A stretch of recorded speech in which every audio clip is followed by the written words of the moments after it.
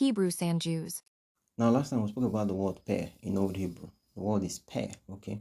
Now, we'll mention the fact that this word actually means mouth and it means an opening, pair, okay? Now, when you come into the Igbo language, just as we said before, you get the word mmepe. Mmepe has to do with opening, whether an opening as a noun or the actual verb of opening, okay?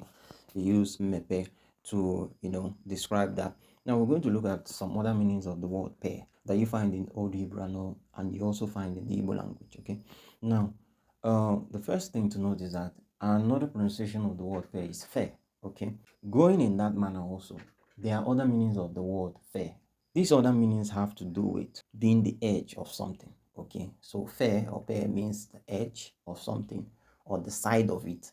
And also it talks about the extreme points. You use pair or fair to describe these things in Old Hebrew, okay? Now, this is actually an interesting fact because when you come into the Igbo language, also following in that same logic, you use fair, the fair sound, to describe things that, the side, the edge of something, and also extreme point. What do I mean? The Igbo language, when you want to say, for instance, the side of the river, you say of a milli, of a milli. Now, it's interesting because that of a milli also talks about not just the side of the river, but also the far side. So you see that it means the sides of, something, especially when there's a cut in the center, when there's a demarcation. The both sides are of fair. Okay, now going into the description of the extreme points, just as I mentioned in Hebrew, we use pair or fair to describe extreme point. In the Igbo language, you use ofesi to describe a far point, like standing in the center of a field, for instance. The center, you call it a titi. That's one way of saying it anyway.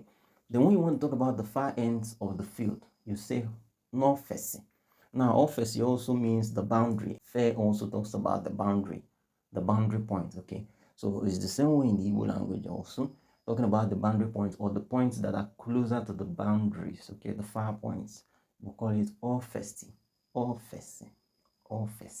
Okay, so this is just how, these things have come about. You see the similarity and the continuation of understanding from Old Hebrew into the modern Igbo language today.